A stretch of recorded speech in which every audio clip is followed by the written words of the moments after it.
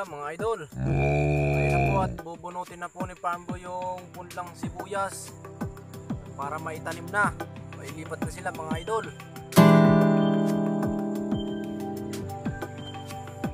Yan ang mga Pinoy. Tapos na nakatanim, bubunutin. Tapos itatanim muli.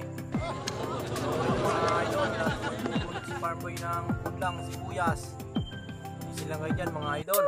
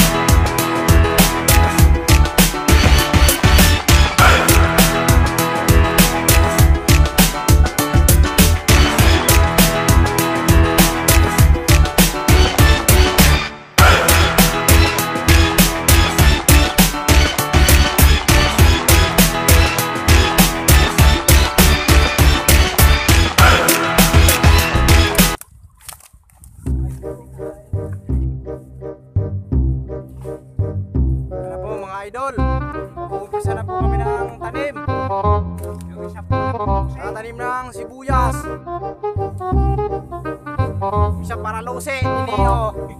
Oh, isa po siya ini. Isa po mga idol, mga sa kanan.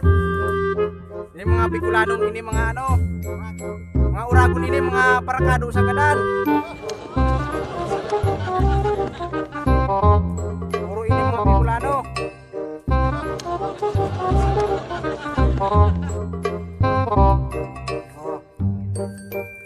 Ayan.